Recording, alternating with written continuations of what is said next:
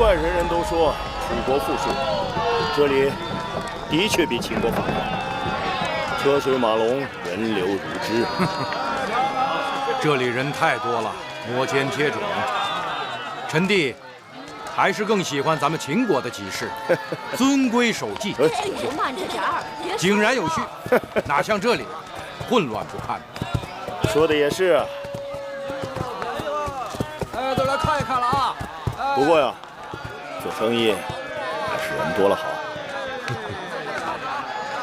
哎，说起生意一事，臣弟已为王兄打听到楚国狄公主的确切消息。说来听听。那狄公主名叫芈姝，据说贤淑端庄，是诸国狄公主当中难得的美人啊。看来寡人运气不错。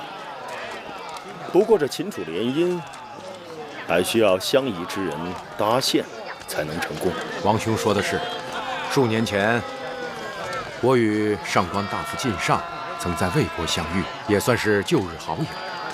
此人野心勃勃，又诛求无厌，不妨先用他做庄买卖。大白兔，姑娘，这是兔看兔子吧？子啊，看着是秃子套，是吧？啊，咱把钱再看看。哎，姐姐，王兄，你看那边，那边过来的两个女子，倒是很有几分颜色啊。多东西啊！个子矮些的那个，身上有种女子中少见的英气；高些的那个举止贤淑温柔，该更合王兄的口味吧？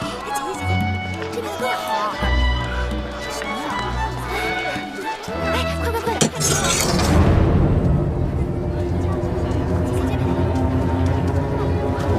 哎，快！看书简，给我看看。姐姐，你看，这书简是要抄录的。我觉得。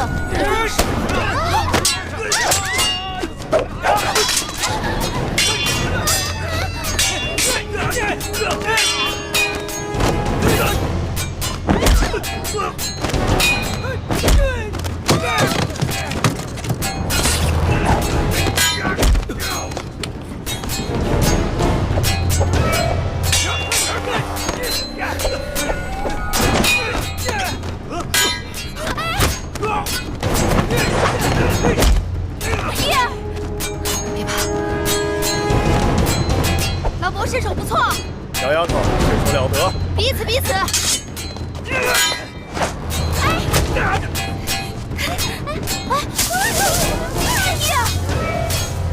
快扔这个！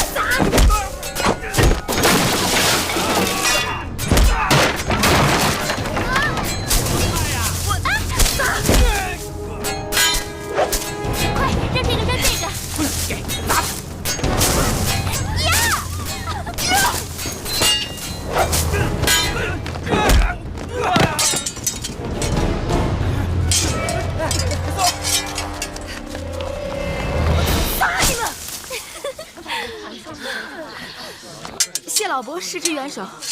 老伯是？老伯是秦国的商人。秦国？秦国很远呢，来楚国干嘛？相亲。啊。这边，你捡起来。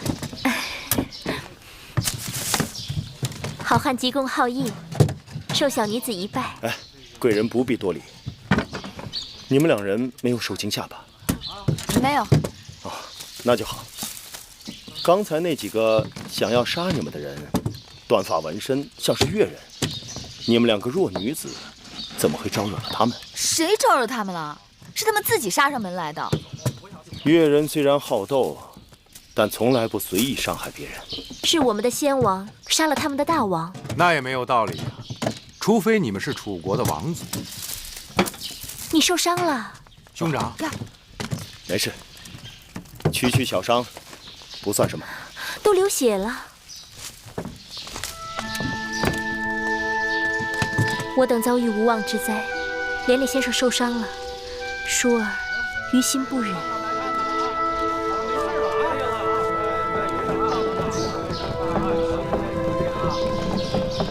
在下谢过贵人。不必多礼。何人在此私动？姐姐坏了，咱们若不马上赶回脂房，只怕就要被宫里的人发现了。多谢老伯，告辞了。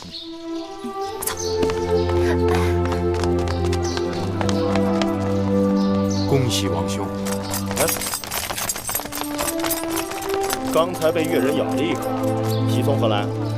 王兄没听见那女子自称舒儿，旁边那女子还说到宫里，看来越人追杀他们是有道理的。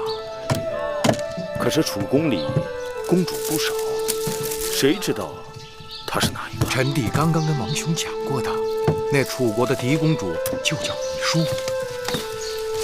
看来王兄中头彩了。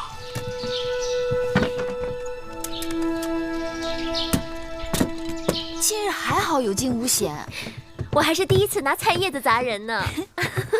公主当时若是有半点差池，绿萝可就活不成了。都说了有惊无险了，不必大惊小怪的。这事要是让魏后知道了，绿萝还是活不成。哎呦，放心，此事只有你我月儿知道，你就好好的活着吧。绿萝都快被吓死了，公主却满脸喜气，好像捡了宝贝。你可知何为福兮祸兮？好啦，去给我们烹茶吧。是。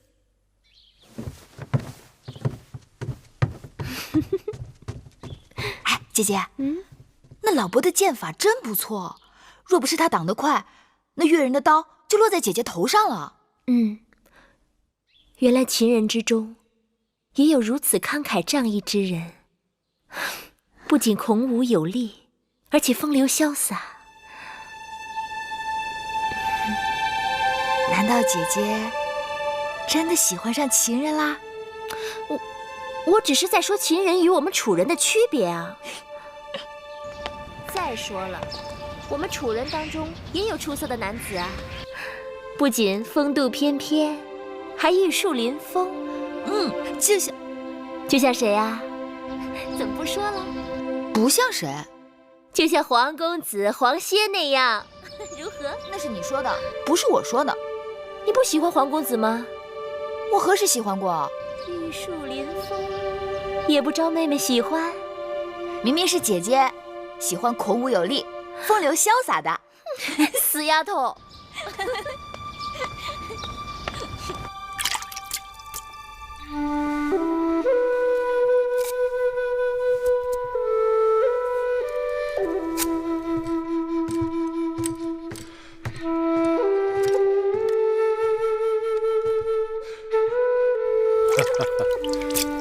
臣弟之前经常劝大王要打理须发，王兄都懒得理会。今日一个小丫头叫了一声老伯，王兄回来就忙着修剪胡子。你说，寡人真的有那么老吗？王兄一把络腮胡子，威风神武。只是这楚人华而不实，连男人都讲究修饰。大王的须发，在我秦人看来是相貌堂堂，只怕会吓到那些楚国的小丫头们。依寡人看，楚国的男子都缺乏血性，他们不以健壮为美，却以削瘦为美；不以弓马为荣，却以师父为荣；不以军功为尊，却以亲族为尊。将来秦楚开战，楚国必输无疑。禀报大王，何事？刚刚得到探子来报，眼下诸国均派使臣以联姻的名义前往楚国，他们企图在郢都会盟，共同对付我们大秦。真的吗？你们都下去吧。是。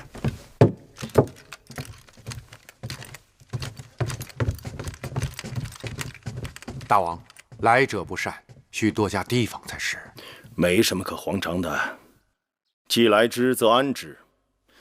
寡人还要多住几日，想办法多得到一些楚国的文化典籍、刺绣、养蚕等书。除此之外，还要招揽楚国的英雄贤士，娶到楚国的嫡公主。寡人要布一盘好棋，一步一步的走。这先走哪一个棋子呢？你打算修一下胡子吗？我，臣弟敬谢不敏。屈子，你可知秦王嬴驷已到郢都？是。一边是3月之后5国使者即将到来联楚抗秦，一边是秦王嬴驷已经抵达郢都，要与我大楚联姻。屈子，你看此事当如何是好啊？大王，值此合纵抗秦之际，臣以为大王当即刻将其驱赶出境，向诸国显示大王抗秦的决心。大王，屈子所言万万不可。秦王为求亲而来，愿娶我大楚公主，结姻亲之盟。秦王曾言道，7国当中最强大的国家只有秦国与楚国，秦楚联盟，退可震慑5国，安定城邦；进可并吞5国，平分天下。由此可见，秦王对我大楚心怀友善。秦王来我郢都，若寡人直接将他驱赶，未免有些不讲理义了。大王，乱世之中，7国争雄，我楚国与秦讲礼义。若有朝一日大王与秦王逆位而处，那秦王未必会和大王讲什么礼义呀。你是在诅咒大王日后会被秦国所擒吗？臣未有此意。然秦王乃虎狼之辈，大王切不可姑息养奸呐。大王，2国交兵不斩来使，更何况楚国和秦国并未闹翻。5国推举大王为合纵长，那是因为我大楚强盛，更是因为大王道德楷模。若大王对秦王做出败礼负义之事，那岂不为全天下人所耻笑？如今是争雄之势，礼位之崩，乐位之坏，众人都不讲礼义诚信，然我大楚一直礼义为先，驱赶秦王夷人口实，是寡人平日所不取的。大王，3个月后5国使臣将至郢都，此事皆是巨闻。秦王就在郢都，自然不会不知晓楚国欲与5国立合纵之盟，而这一联盟将大大不利于秦国。秦王此来，必是期与大王连横，破坏6国合纵啊！这……大王，在合纵盟约定成之前，多一事不如少一事。大王若会见秦王，无论结局如何，都会引起5国使臣的猜测。也许，这也正是秦王想要达到的目的。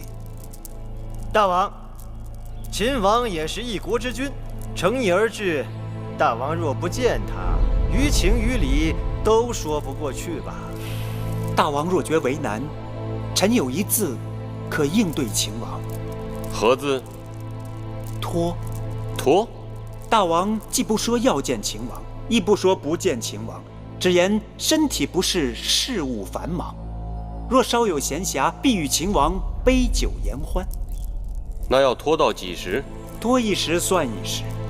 若能拖到楚国与5国结盟已定，秦王听闻必将遁走。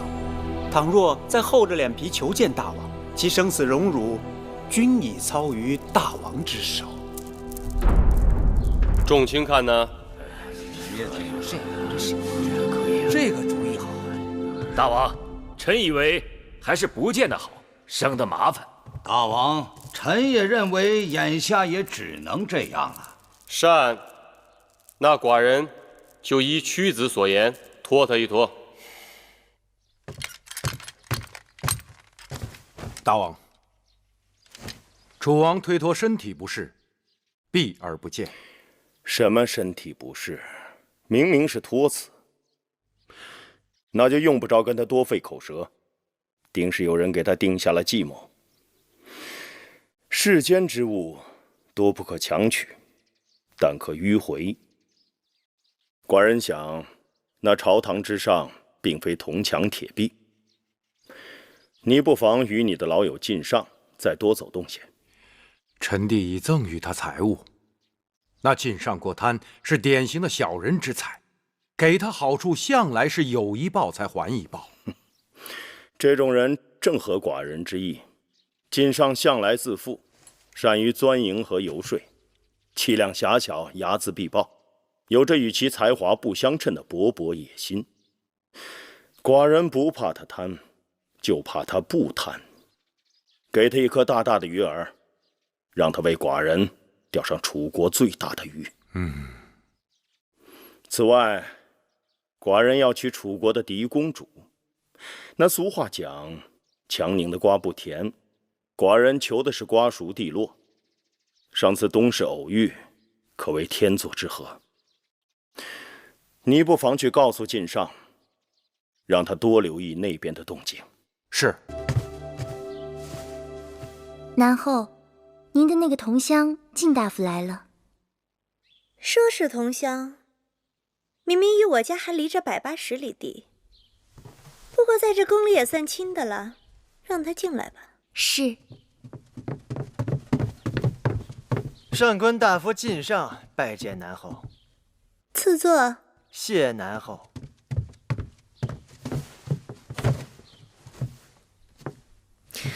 有些日子没见靳大夫了，不知最近在忙于何事？郢都之会，列国即将到来，朝堂上下个个忙得目不交接，微后更是不会让微臣有片刻的闲暇。郢都之会与微后有什么关系？列国争相与我大楚结亲联盟。淑公主是微后的掌上明珠，已到了出嫁的年纪，微后自然让微臣特别的留意。这提亲者中，可有微后中意的人选？淑公主蕙质兰心，冰雪聪明，在诸国公主中声名显赫，慕名而来者如过江之鲫。但在微后眼中，恐怕只有赵国国君赵侯雍一人。不过呢，秦王对淑公主也是情有所钟，想与我大楚联姻，结成秦楚之好。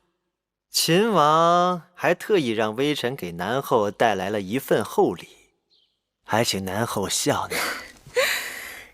秦国那穷乡僻壤之地，能有什么好东西孝敬我呀？呈上来。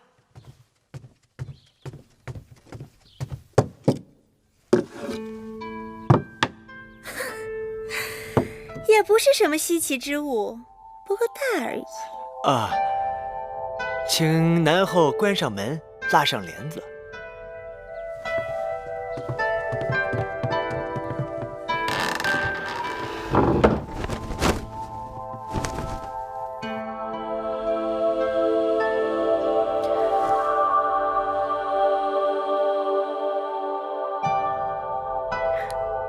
这究竟是何物？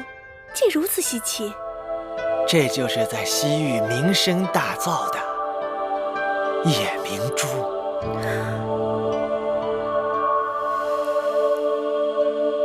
大王到！大王，你可算是来了。怎么，爱妃才1日不见寡人，就急不可耐了？大王1日不来，这殿中少了王者的气息。臣妾是坐立不安的。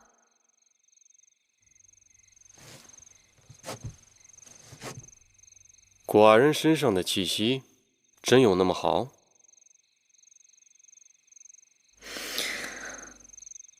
臣妾只要闻到大王身上的味道，便难以把持。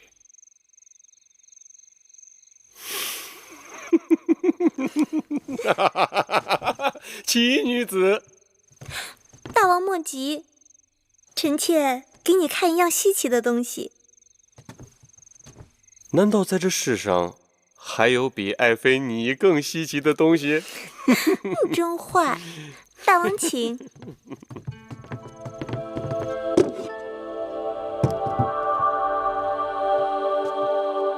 这是？这是秦国献上的西域珍宝夜明珠。好东西，果然是个好东西。秦王对大王如此恭敬，大王是否也应该给他一点面子？此事麻烦得很。那个秦王现在想要与我楚国联姻，每日缠着求见，弄得寡人心里很是烦恼。这还不简单吗？楚国公主多的是，随便指派一个给他便是了。眼下我楚国正要与其他5国结盟来对付秦国，这个时候我怎能与秦王联姻呢？更何况这个秦王指定要娶的还是我楚国的嫡公主。唉，这可就难了。嫡公主只有一个，既然5国要和楚国联盟，嫡公主看来只能嫁给他们了。不过秦国也是大国，怎能随意开罪呢？是啊，现在最好就是有什么办法可以让那个秦王知难而退。臣妾倒是有一个办法，不知可否？什么办法？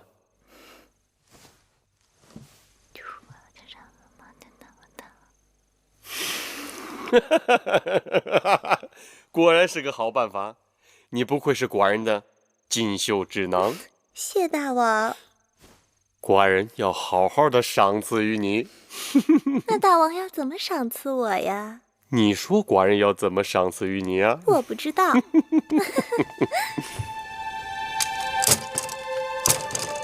姐姐先来。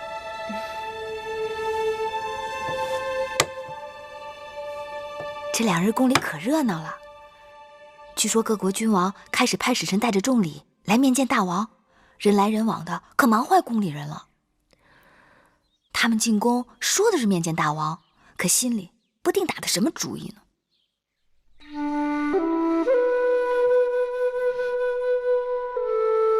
姐姐，你怎么不说话啊？他们打的什么主意啊？姐姐说呢？我不明白。姐姐是装不明白。他们可都是来向楚国嫡公主求亲的。姐姐还不借机到前面大殿去探探究竟，说不定与哪位君王就真有缘分呢。你一味混说，越说越出格了。妹妹也是为姐姐好，嫁人不比选衣衫，可由着性子更换。若是不投气，这辈子岂不都委屈了？也是，耳听为虚，眼见为实。人人都说秦人虎狼之人，可上次你我在东市见到的那个秦国生意人，却谦谦君子，英武得很。姐姐对那老伯真有意啦？你老是叫人老伯，可舒儿明明看他没那么老。再说，人家救了我们的性命，应该也是一个有仁有义的男人。萍水相逢，这种有仁有义也算难得。不过要配姐姐嘛，总得左手挥笔安天下，右手持剑定乾坤吧。舒公主，舒公主，你这丫头疯什么呢？大王要在大殿给公主招婿呢，而且还听到一个跟舒公主有关的大笑话。跟我有关的笑话？是何笑话？听前面的人说，大王打算召秦王今日午后进宫。召秦王进宫，与我有何干系啊？当然有干系。大王命膳房的眼女，就是那个宫里丑陋出奇的厨娘，扮成嫡公主的模样，在楚宫大殿跟秦王相亲呢。真的？婢子倒想编排，可是也编排不出这等故事啊。亏得大王想得出来。不知那秦王会如何去应付那丑厨娘？弄不好会闹出些鱼目混珠的事来。那秦王怎么会娶个丑女当王后啊？这难讲，她可是当今楚国的嫡公主呢。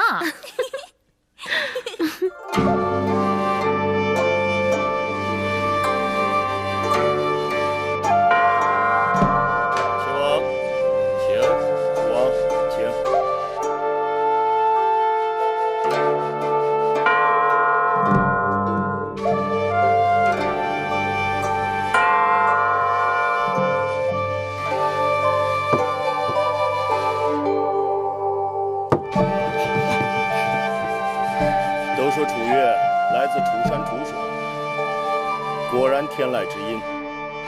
一方山水养一方人，难怪处女娇美多情。妹妹，那个秦王怎么那么面熟啊？哪里是面熟？他明明就是那个搭救你我的秦国生意人。为了楚秦联姻，秦王千里迢迢来我郢都，足以表明诚意。只是这婚姻全凭缘分，不知舍妹与秦王是否有缘呢？久闻楚国嫡公主兰心蕙质，花容月貌，嬴驷倾慕已久。今日舍妹恰巧在宫中，秦王若不嫌弃，寡人把她换来一见可好？嬴驷三生有幸，愿一睹嫡公主风采。请淑公主来。是。楚王，请。秦王，请。他说他是来相亲的，原来是来相你的。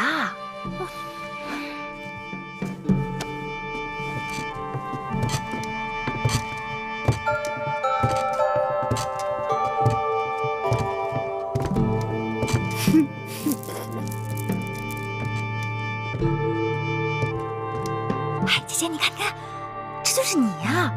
肥面宽鼻，粗手粗脚，头大如斗。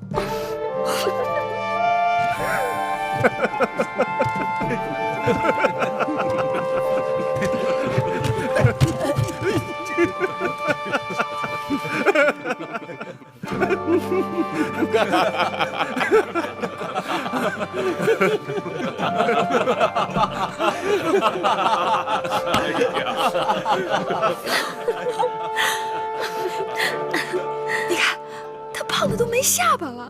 姐姐，这可是你呀！讨厌！楚国嫡公主芈姝拜见大王。秦王。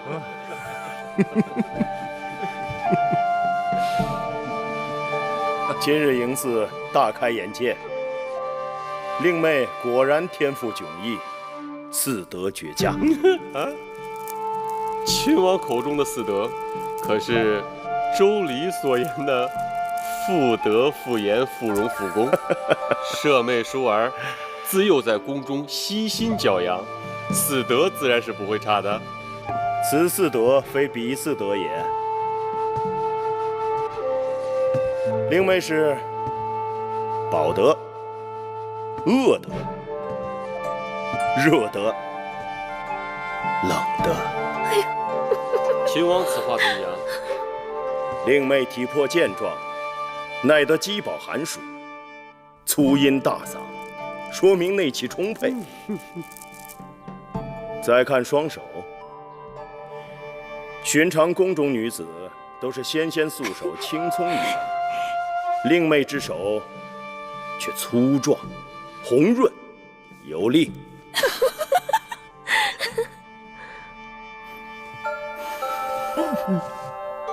这气味，这浑身气味是油烟柴薪之清香。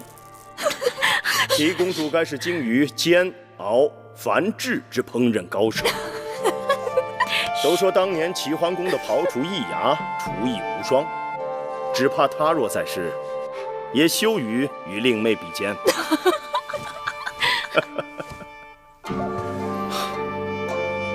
秦王真是说笑了，淑儿先下去吧。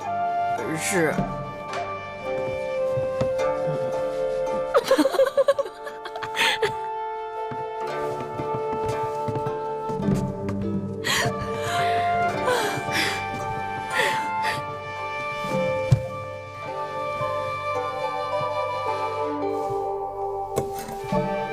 秦王目光犀利，识人有术，寡人佩服。本王与楚王之嫡妹果然有缘，望楚王能成人之美。秦王，你当真要娶那个她吗？既然她就是楚王的嫡妹芈姝，本王别无他求。这大殿之上，君子一言，可不能反悔啊！那是自然。本王要娶的就是楚国嫡公主芈姝。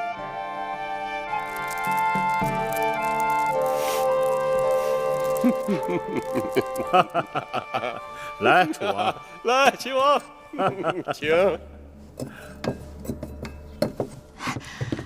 原来那老伯就是秦王。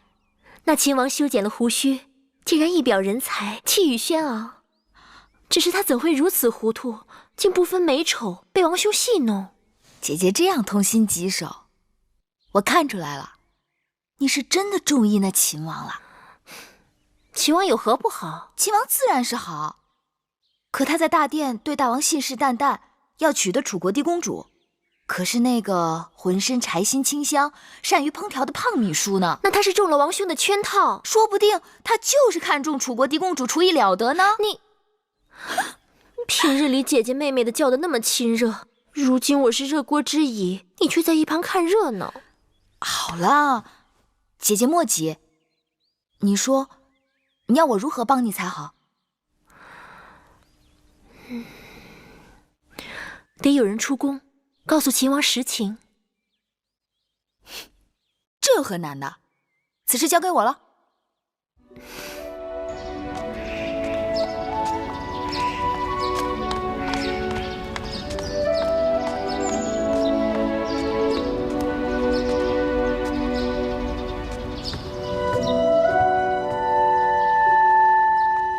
子歇，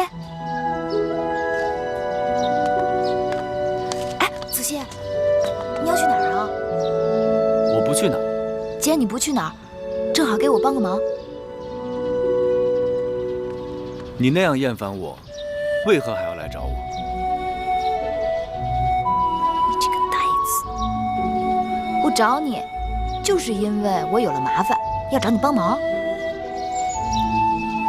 听不明白。你是君子，假若不是因为与我赌气，你怎会不明白？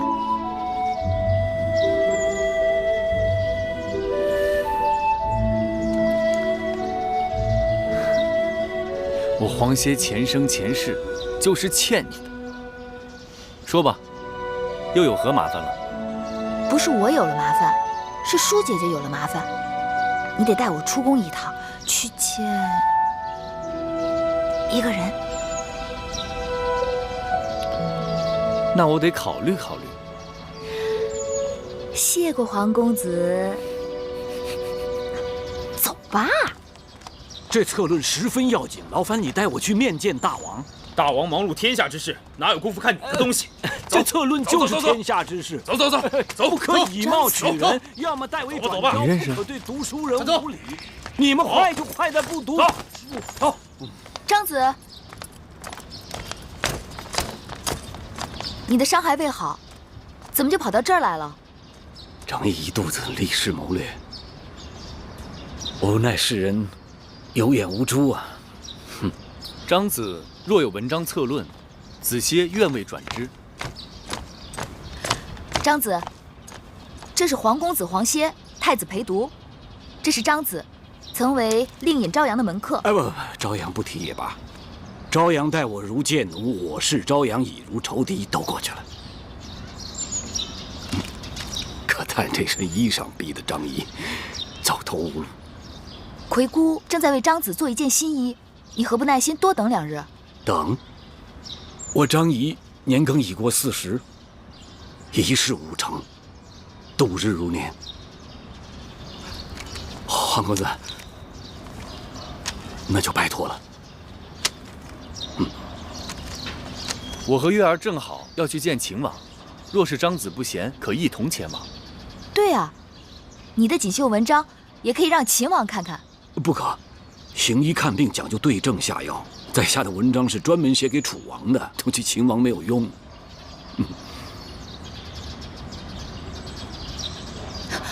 不管怎么说，一同去吧。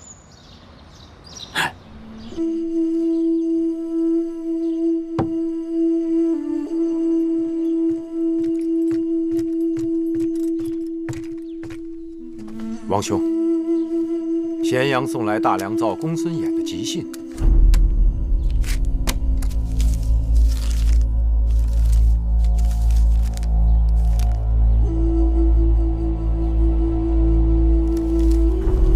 出什么事了？渠国那边旧王病故，立了新王翟离。义渠国的王叔对此耿耿于怀，为此准备带着重礼到咸阳拜见寡人。义渠国年年搅扰我大秦边境，是寡人的心中大患。公孙衍提议借义渠内讧之机，灭掉他们的气焰。看来寡人不得不马上离开郢都，回咸阳一趟。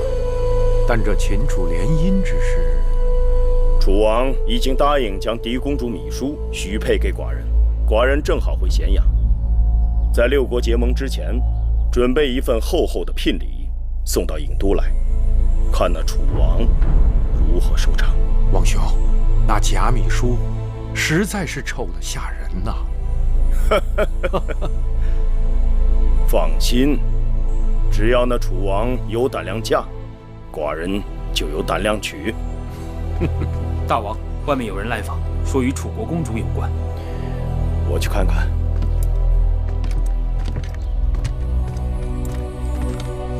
小丫头，怎么找老伯找到这里来了？恕芈月眼拙，竟不知那日的救命恩人就是秦国大王。不必多礼，贵人们无恙便好。老伯修过胡子，以真面目示人，果真一点都不显老。啊，这是皇公子黄歇，这是张子张仪。大王，大王，屈子高徒，太子伴读，本王久仰大名。大王客气，虽是初见大王，但秦王之名天下皆知，一代雄杰，黄歇佩服。秦国自商君变法以来，国势日彰，诚邀天下士子入我咸阳，共谋天下。那屈子名动九州，寡人正思量，若诚邀屈子，不知他是否肯屈尊入秦。楚国乃屈子之父母之邦，恐怕师父不忍背弃。不错，如今楚国势强，屈子身为左徒，深受楚王信任，力图在楚国变法，前途无量，何必千里迢迢远去秦国？然世事盛极必衰，如今楚国朝堂之上，极恨屈子的大有人在，拥护变法者甚寡。更何况楚王为人优柔寡断，只怕一日翻脸，屈子便朝不保夕。身为旷世之才，屈子难道甘心在庸君手下做一个庸臣？男儿生于天地之间，自当纵横天下。若是一举能动诸侯，一言能平天下，岂不快哉？秦王对我楚国宫中之事仅知一二，就此推论，恐怕有所偏失。寡人知道，秦国能给屈子的，楚国也都能给屈子。但寡人今日会给屈子2个字，是楚国一世都给不了的。敢问是哪2个字？请黄公子转告屈子，那2个字是痛快。楚国绝对不能给屈子痛快。哼，小丫头，你说寡人的话对还是不对？对，也不对。怎么讲？说给别人或许是对，但说给屈子，那便是不对。玉儿说的对，大王让黄歇转告屈子2个字，只怕屈子亦要还大王一字。何字？忠。子不忠父，乃为逆子；臣不忠君，终为二臣。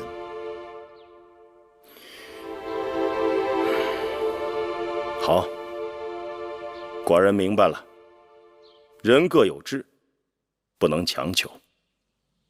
请黄公子转告屈子，若他日在楚国有什么委屈，无论何时，秦国的大门永远为屈子敞开。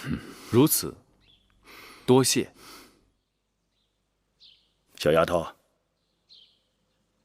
小丫头来找寡人，只怕还有别的事吧？玉儿受人之托来告知秦王，那日入宫相亲，所见嫡公主米书，并非真米书。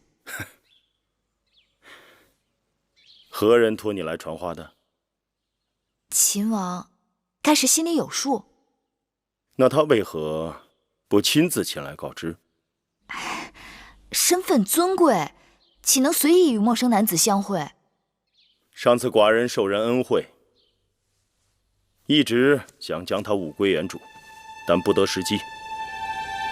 不知小丫头可否帮忙？秦王放心，我定会让这块方巾物归旧主。好，无事，那我们先告辞了。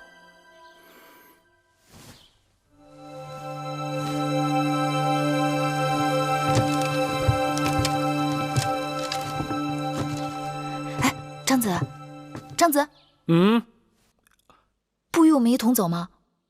我可以走，但只怕我这一走，有人会错过一个人才，错失一次良机，那事情可就大了。所以你们先啊。啊，那我们先告辞了。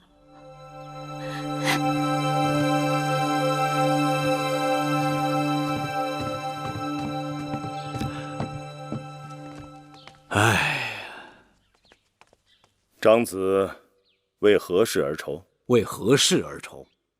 眼看着一桩好事就要付之东流，我当然发愁了。张子此话何意？秦王雄才大略，眼下楚国打算和吴国结盟，秦国又想和楚国连横，这嫡公主芈姝的婚事，于是就成了吴国与秦王之间的赌注。但是我只怕秦楚联姻之事难遂秦王之心愿呐。你看，屈子虽为贤臣，但明珠暗投，楚王好色，晋上奸佞，昭阳刚愎自用，再加上后宫威后弄权，郑袖贪婪，这连横之事只怕凶多吉少啊。张子此言众所周知。是，这些众所周知，但大家并不知道那嫡公主倾心的是秦王。只要秦楚能够联姻，秦王能娶了嫡公主芈姝，这五国结盟不攻自破。张子此话，寡人早已明白。秦王心中虽明白，但也束手无策吧。要不然来了楚国这么久，为何拖着迟迟不见你？拖在这客栈，又为何给你弄了个假公主啊？这一切都说明其中有蹊跷。但是秦王你人生地不熟，没有一个人替你疏通阻塞、铺路搭桥，对不对？此话倒是不假。我愿意做这个人，我张仪愿意促成秦楚联姻，促成大王抱得美人归。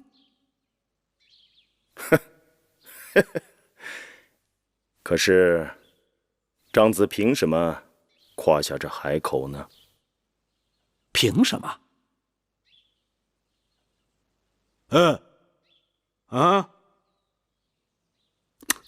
就凭我这3寸不烂之舌。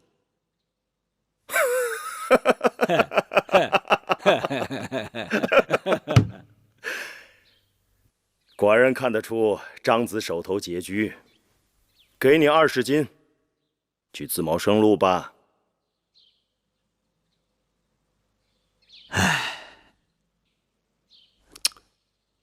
秦王是把在下当成沿街讨饭的叫花子了，还是四处招摇撞骗的小人了？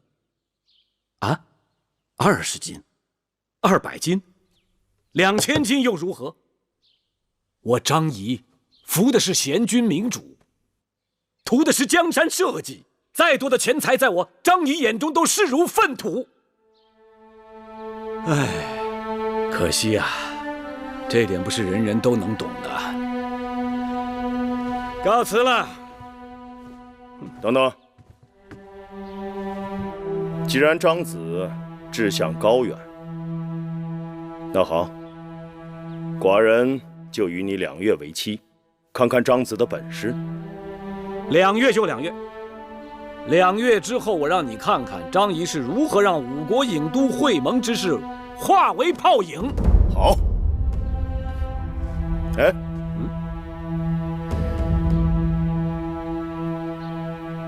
寡人给你10金，去买身衣服。事成之后，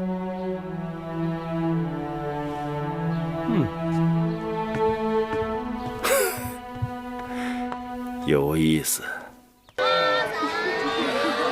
那秦王气度纵横开河，气贯长虹，若能与他做天下之争，也算是平生一快。那张子自叹怀才不遇，可为何见了秦王，却根本不提这策论之事？张子不是说了吗？这策论是专为楚王而写，与秦王无用。把包袱拿来。干什么？我要看看张子的策论中究竟写了些什么。不妥，此举非君子所为。你是君子，我不是。拿来。玉儿当然也是君子了。唯女子与小人难养也。给我。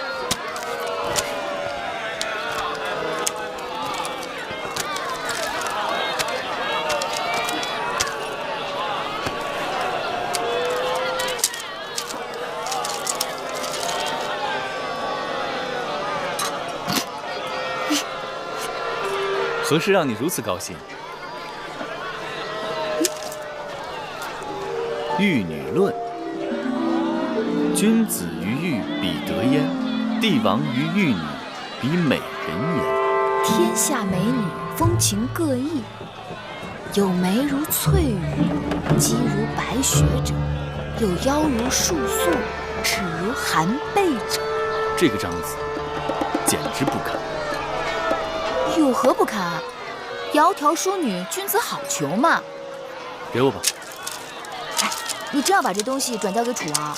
当然了，受人之托，忠人之事嘛。这种奇谈怪论，不知楚王看了会说些什么？郑袖竟然跟我斤斤计较，那叶明珠不过刚刚借用2日，他就让大王差人来索要了。威后若想留下叶明珠，不用理睬他。大王一向孝顺，威后可对大王明说就是。郑袖整日狐媚大王，若真与他争执，只怕弄得大王两头为难。算了，还是把叶明珠给他拿回去吧。是。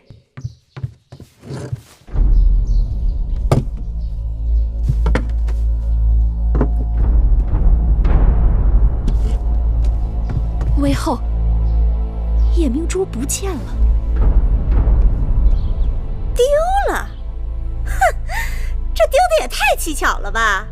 这叶明珠在我宫中放置多日的安然无恙，拿去威后那2天就丢了，谁信呢？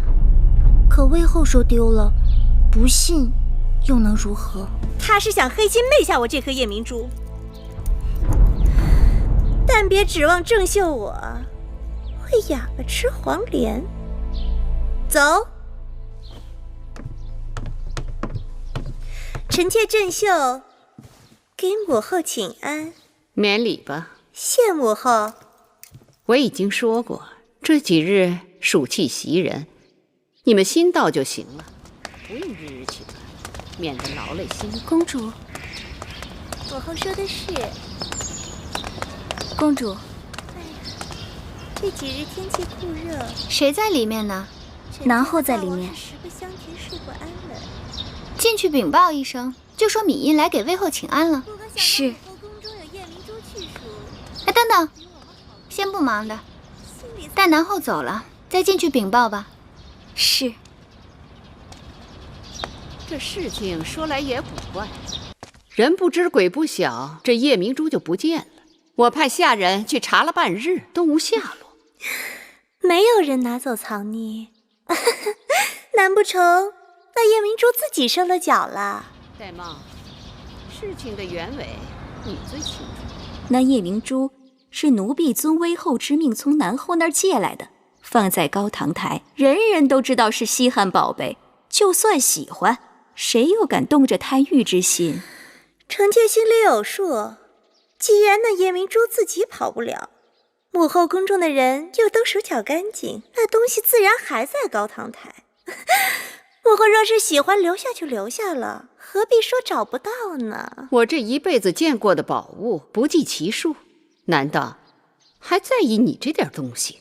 臣妾的见识当然不如母后了。不过东西既然是在高堂台丢的，还是应该想办法查个水落石出才好，免得放过了盗贼，冤枉了好人。又或者，母后心慈手软，不愿意对手下的人进行清查盘问。大楚盗律，贼盗律，罪轻则砍手足，重则掉脑袋。我眼里从不揉沙子。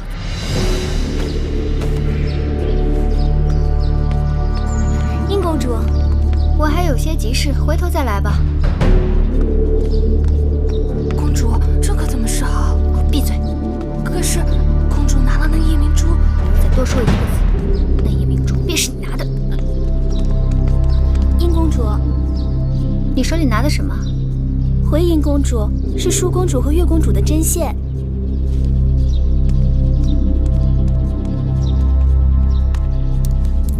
绿萝，我刚才在来的路上掉了一个耳环，你可碰巧看见？回应公主，刚才奴婢一直和月公主、舒公主在一块儿，没有看见。那是我娘亲留给我的遗物，甚为珍贵，也不知掉到哪儿去了。既然如此，那奴婢帮公主找找吧。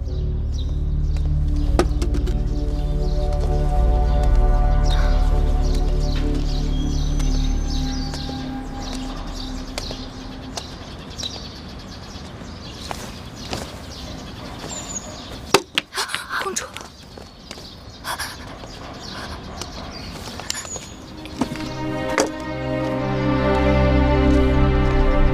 绿萝，算了，可能是我记差了，我可能是掉到寝宫里了。灵儿，跟我回去再找找。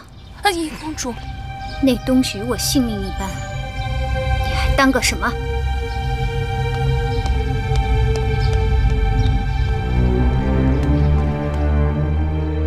你们都给我听清楚了，夜明珠是肯定跑不出宫外的。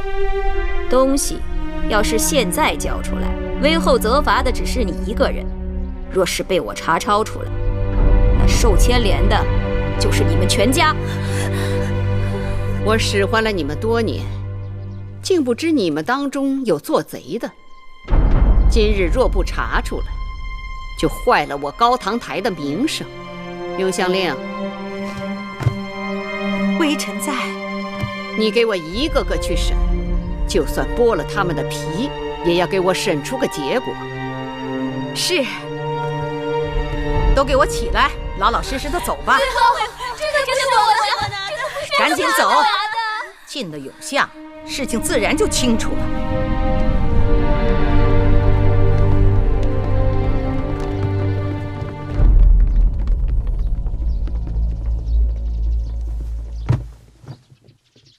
母后，婴儿思来想去，觉得有个人可疑。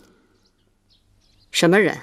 昨日午后，婴儿曾见过有个人来过高堂台，当时并未留意，但此刻想想，着实该有几分嫌疑。贱人生出来的只能是贱人，想来我待你不薄啊，让你跟着舒儿也学点长进。你倒好，竟然胆大包天，敢偷走我的夜明珠。任是金山银山摆在我面前，我都不会动心，更何况什么夜明珠？魏后，万不可借此羞辱我和我娘亲。还敢跟我顶嘴？玳瑁，给我掌嘴！是。母后，母后，求你饶了他吧。打！母后，我求你了。玳瑁，你先退下。凭空说我偷盗，拿来证据。今日我是人赃俱获，你想赖是赖不掉的。银儿，魏后，昨日午后，婴儿是和侍女灵儿一起看到的。灵儿，说，你都看到了什么？婢子，你到底看到了什么？婢子，来人，把这个贱婢给我拉下去掌嘴。说呀！为何饶命？昨日婢子陪着殷公主站在那儿，看到月公主从正殿前走过去，别的婢子真的不知道了。灵儿眼拙，但本公主眼不拙。月公主分明不仅从正殿走过，还慌慌张张地走进去，又走出。胡言乱语！昨日午后，我与舒公主一起去了后花园的荷花池，回来后从未进过正殿。你说你见我进了正殿，我何时进去，何时出来？出来后又见了何人，去了何处？休要狡辩！叶明珠藏于你房里，证据确凿，我不得不承前避后，以正后宫纲纪。论罪，本该赐你一死，但念你是先王之女，暂且关入永巷，明日去衣杖摆，再施月刑。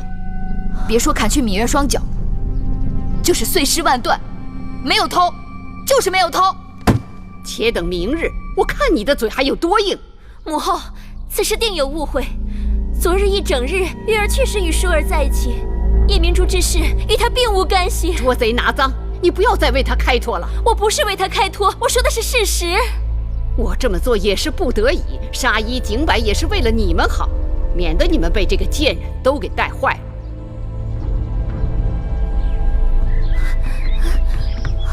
皇公子，绿萝，何事让你如此慌张？皇公子，玉公主不知怎的，竟成了偷夜明珠的贼犯，现已被囚禁起来了。明日就要施月刑，被砍去双脚。舒公主正为此事而着急呢。皇公子，也请你想想办法，救救月公主吧。怎么会有这等事情？她一定是被人陷害了。赶快把事情的经过详细跟我说说。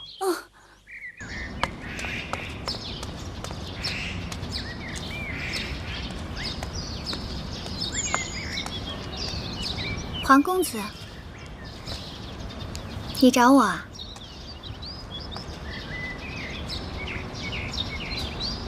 看你这人，有话就说嘛。是你拿的夜明珠？是或不是？是又怎样？不是又怎样？你拿了就拿了，为何要栽赃别人呢？怎么？微后明日就要砍去芈月的双脚，让你心疼了？你也是女儿家，你的心怎么能如此之狠呢？月儿从来没有碍过你的事儿，你为何要这样对她？说起来，事情落到她身上也是碰巧了。不过，她的确碍了我的事儿。月儿爱你何事了？皇公子说过，你自小只喜欢芈月一人，她若从此不再出现了，你是不是就可以去喜欢别人了？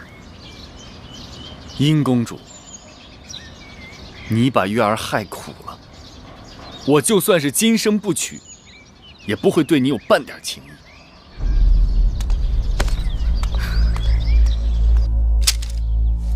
你说月公主遭人陷害，是，但微后向来固执，只怕即使我出面，她也不听一个字。夜明珠是南后的，太子能否说动大王和南后去过问此事？这很难说，不过我可以去试试。谢太子。微后，大王跟南后来了。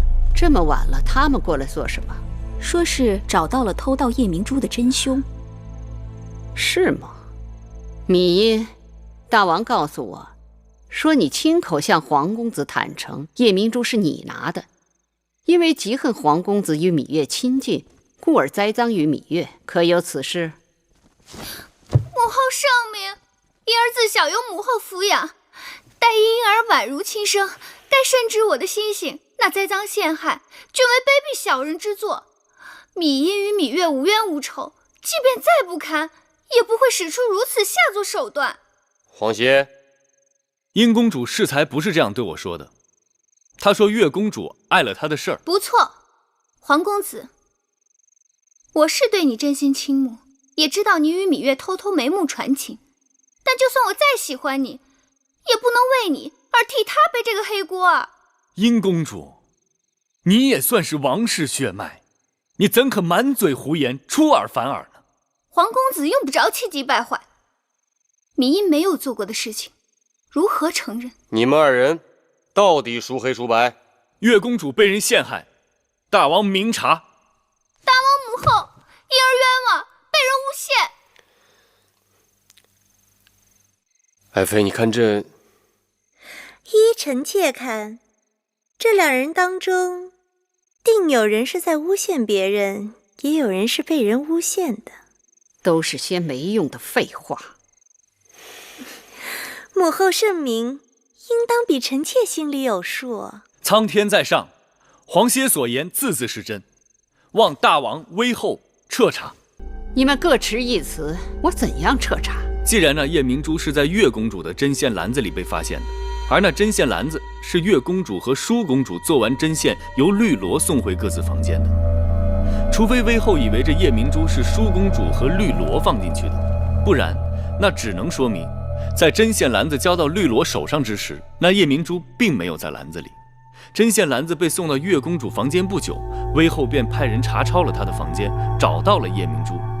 而这段时间并没有人见到月公主回到过房间，那只能证明这夜明珠是有人故意栽赃陷害月公主的。就算无人见到芈月曾回寝屋，并不等于她就没有回过寝屋。黄公子为芈月开脱心切，一味将脏水泼到别人身上。皇歇有证人，芈音也有证人。够了，黄公子，你到大王那里出手芈音，可我听来听去，这夜明珠失窃的案子，黄公子你脱不了干系。你身为名门后代，太子伴读，竟敢不顾礼法，滥徇私情，秽乱宫廷，诬陷好人，我怎能饶你？既然芈月偷了夜明珠，你拿不出其他证据证明不是芈月偷的，那我只好判你和芈月同罪。母后，母后明察，夜明珠之事，芈月实在是冤枉。事已至此，不必多言了。母后若要一意孤行责罚月儿，那就先责罚舒儿吧。此言何意？夜明珠本是舒儿拿的。什么？是淑妹你拿的？舒儿，你不要胡说。母后，大王，那日观赏夜明珠，众公主齐聚大殿，唯有月儿因母后不允，所以不能前来观赏。舒儿实在是替月儿不平，所以私自拿了宝贝，想与她一同观赏。在次日与她做针线时，悄悄地放进了她的针线篮里。为何芈月对你所说这些全然不知？舒儿之所以瞒着她，就是想给她一个意外之喜，谁知道惹下了这么大的祸端。胡扯八道！母后，舒儿句句是真，侍女绿萝可以作证。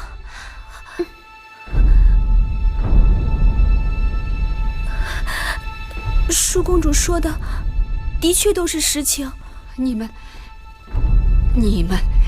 们简直都昏了头了！事情总算是水落石出了。先前说这夜明珠是被芈月公主盗走，人赃俱获，但太子陪读黄公子又出手公主芈音，说他栽赃嫁祸芈月。可到后来，这舒公主又跑出来说众人都错了，这宝珠是她拿走的。哼，这峰回路转的，让人看得眼花缭乱。自己人听清楚原委，知道是场误会，这外人听不清楚，还当这是一场笑话呢。事情没这么简单，这夜明珠失窃的案子里定有其他内情，我一定要查个清楚。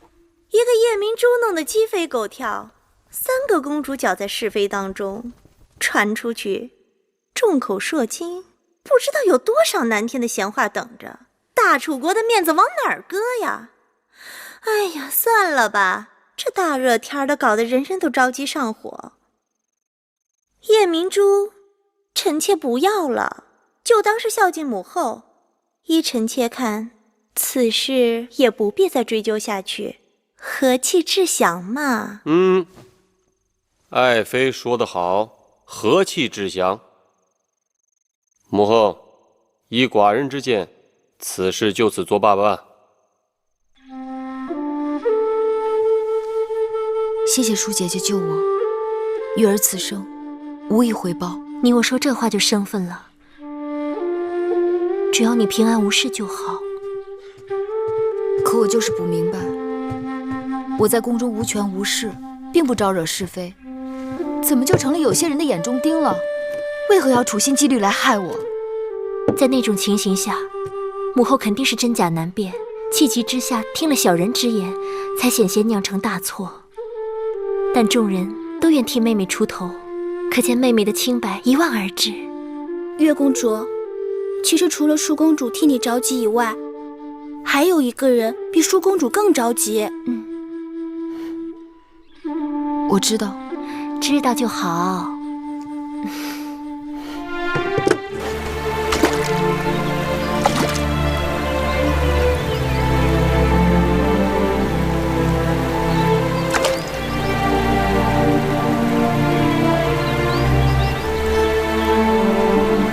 又让你为我担心了。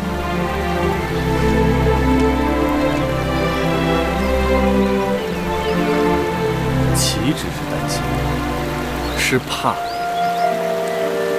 我知道你被冤枉陷害，我怕我不能救你，不能为你遮风避雨。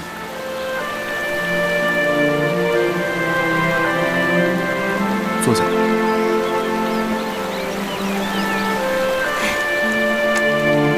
你这不是好好的吗？好好的，差点脚都没了。是啊，我若是没了双脚，如何洗衣做饭，如何照顾2个弟弟？还不如死了痛快，免得拖累他人。这是什么话？你若没了双脚，我替你洗衣做饭，我帮你照顾弟弟。且不说没了双脚，退1万步，仅仅脸上一个道字，就会吓跑所有人。那就让他们退避三舍，我在这里陪你。你真不嫌弃我丑劣不堪？